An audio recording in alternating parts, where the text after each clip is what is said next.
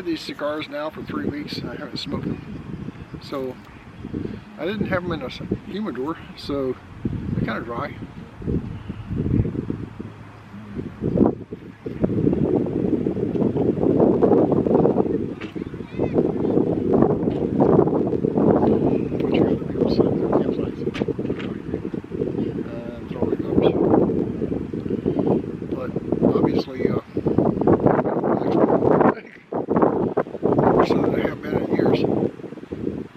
It's the Cigar Moment, which includes bourbon. Don't judge. Do not judge. And Norma.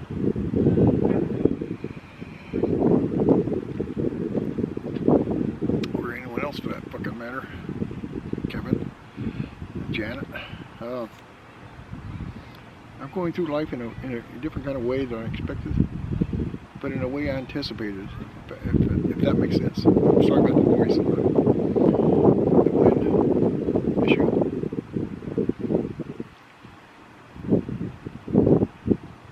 I talked to some young kids today. They were in the 16, 17-year-old age, and they were playing Dungeons and Dragons, which obviously is still popular after 3 decades.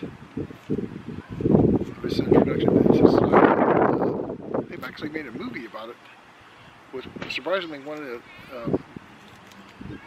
the actors that played in Star Trek. Redo, I don't know. But Cigar Moment, right? You know. So my thoughts on the world is this: enjoy yourself. You know, sit back, cross your legs, take a sip of bourbon.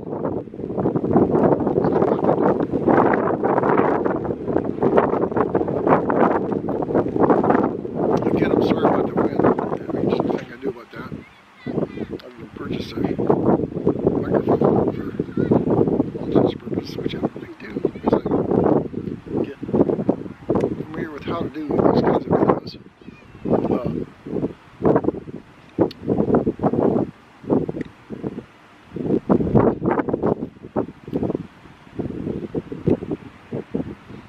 I also talked with some softball players. They're practicing over there at the softball field, just here in the campground. They wouldn't let me pitch because I pitched softball in the Army. They're pretty damn good at it.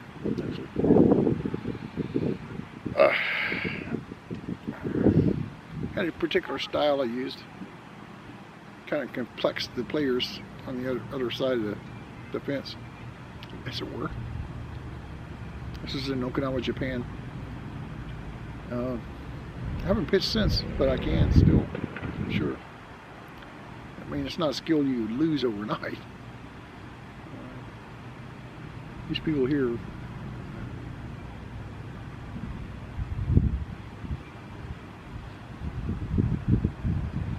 enjoyable cigar.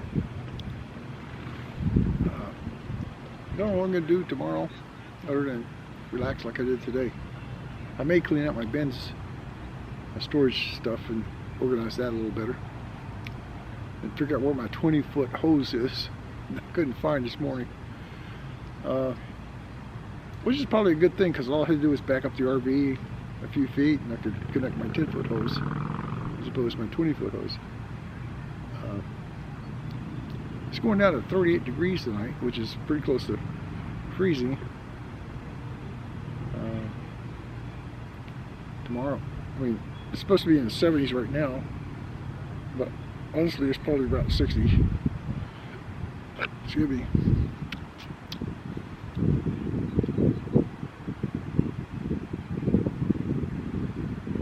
I don't know why I wanted to smoke a cigar right now, but I did. Oh wait. Cigar Moment. I'm going to do these every once in a while. I've been researching a lot of things to go on with my future adventures, and they are pretty entertaining. I must confess. I'm beginning to get less apprehensive about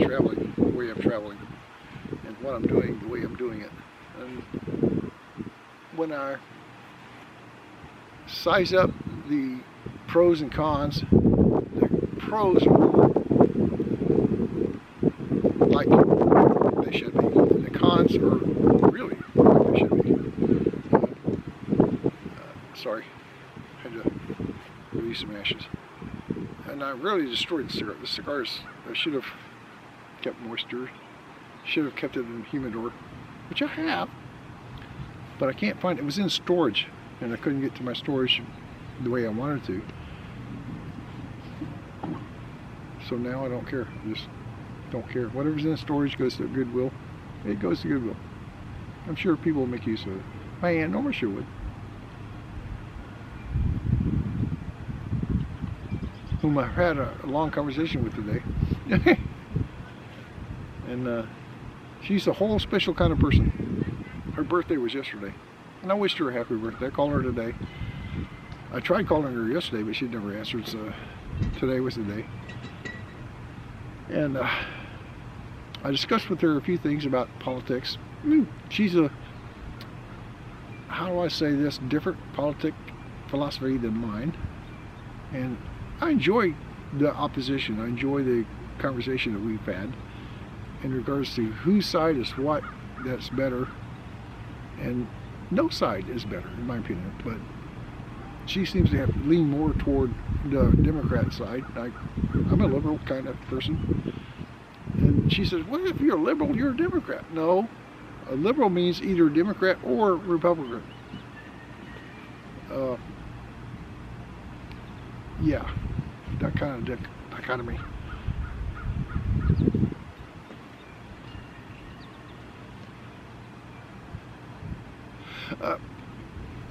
In discussing things, we've agreed to disagree on our political views, if that's an agreement. And I explained to her there's so much. I mean, I've worked with the government. I was in the Army for 20 years. I was under the umbrella of NSA, electronic warfare kind of thing. And I was at the, the 90s. Well, I joined 1972, 1977 actually. For 20 years I did things for the NSA that you wouldn't believe the NSA was up to. Maybe you would, maybe you wouldn't. But I tried to explain to her the fact that is when you are part of that government, when you are participating in that part of the government, and you're willing to do so, I mean, you can't discuss with the public on anything you did.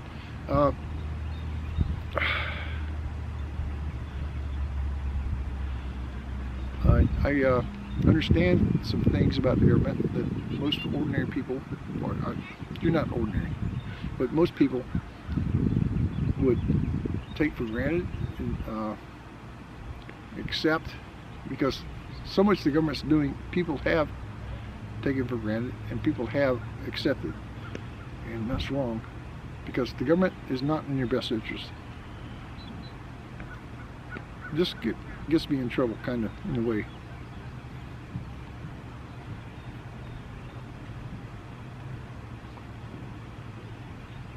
Wow, this gets you fucking high as hell.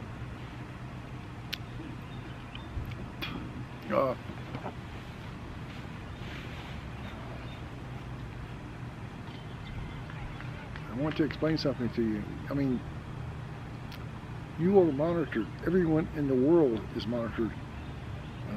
The motto is, in God we trust, everyone else we monitor, and believe me, NSA does that. Famously, there was a gentleman who came forward with that, went to Russia and claimed asylum, and was granted that. I'm not going to mention his name because I think you already know that. I'm kind of in that position. Not in the way that he was, but because I've not disclosed any classified information like he did. Nor do I plan to. So, you guys out there are monitoring this shit, I'm just talking. and I want to enjoy my cigar and my bourbon. Cigar Moment.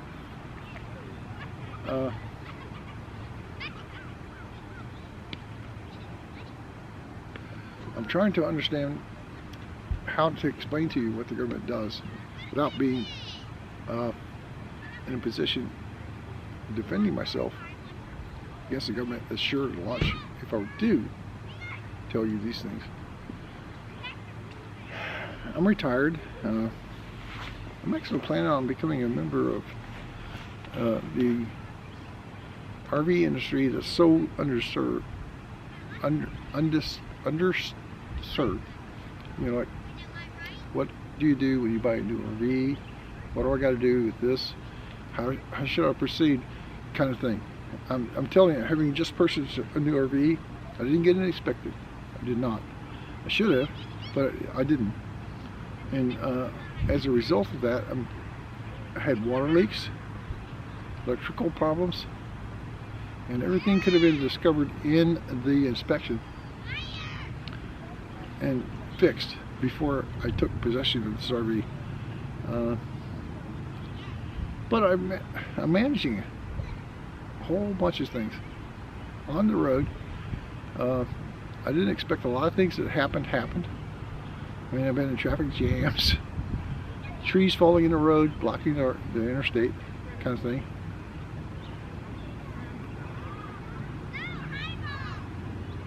Brought back memories of when I was going to DC, 40 miles of traffic, I mean, years.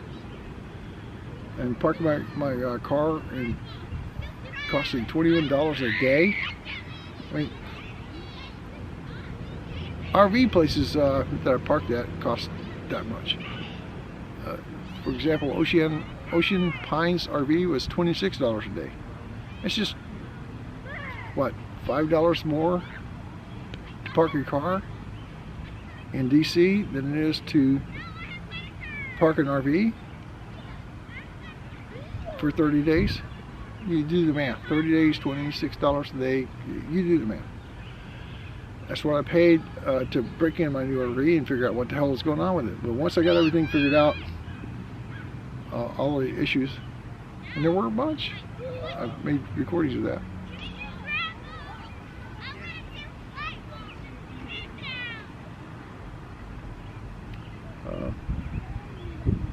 To explain things a little further than I intended to, is this. Always turn off the water when you leave your RV. Roll in the awning, which I've done, and enjoy your vacation the way that you want to enjoy it. Now, retirement is a vacation. I'm enjoying that vacation right now. I've got all kinds of plans. I've already mapped it all out. I'm clearing my bucket list. Everybody should have a bucket list.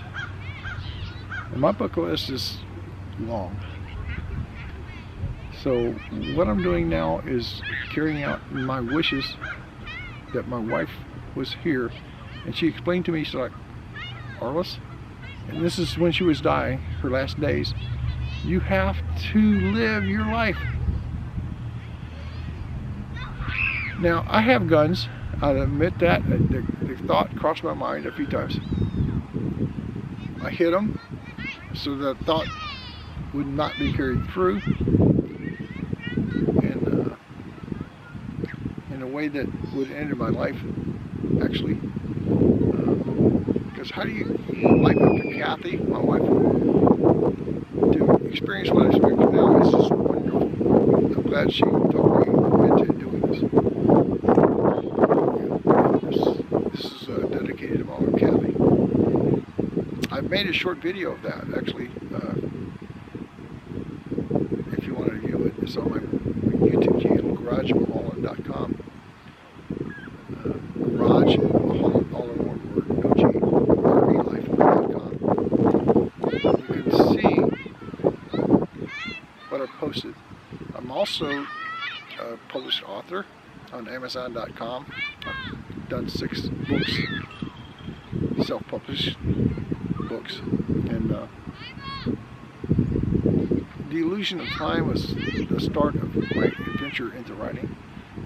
Actually, no, it's my continuation of my writing. I've written many things before that.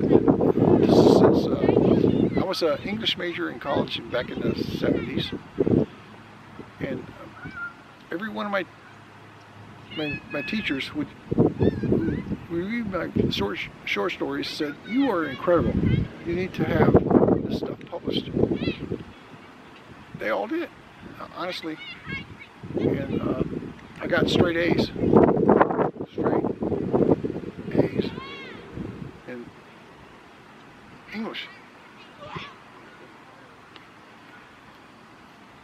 The wonderful Memphis State University, UMUC, University College of Memphis, UMUC. Anyway, look it up.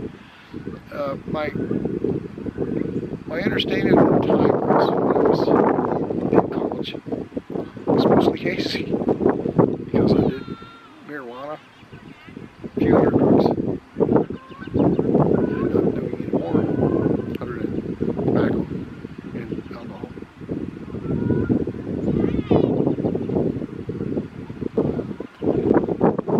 So this is the start of an adventure for me. And so far it's been unexpected in the sense that I didn't know how to use it. It's my family.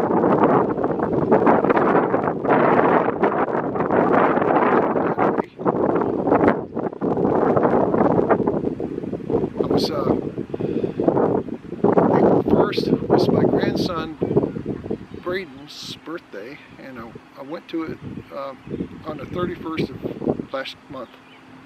My son's house, and banged on the door, rang the doorbell, stayed there for a few minutes, and he wouldn't answer. He didn't have the fucking guts to answer. So, sorry. Hey, Norma. And I proceeded to, the only option I had after 15 minutes of waiting for him to answer the freaking door was to leave the presents sitting there on his doorstep. Now, if he's watching this, Alex, you're an asshole in extreme words I can ever express. You're mad at me because I took care of my daughter, Sarah,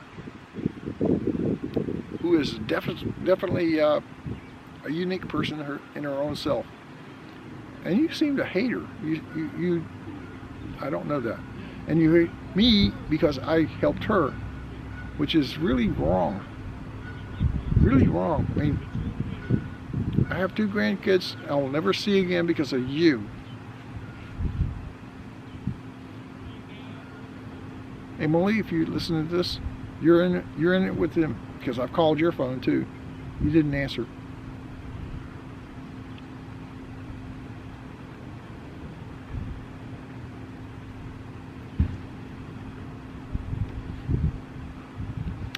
I don't mean to be bitter, and I'm not, frankly. Just concerned about your attitude on life and about our family. And we are a family. And if you reject that on the basis of what you pretend to be, well, not pretend, perceive to be, then let me set the record straight. I helped my daughter. I continue to help my daughter, and you, on the other hand, you don't have anything to do with it. Now, true, Kathy died in your house. True. But the fact of the matter is, you stepped up to help us out. Us is the other side of your family. And then you reject the other side of your family, which is confusing to me. Now, I've got Kathy's ashes with me. We're traveling.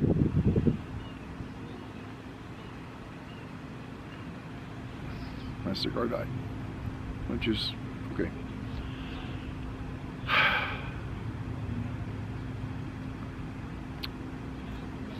Never let your cigars go to waste.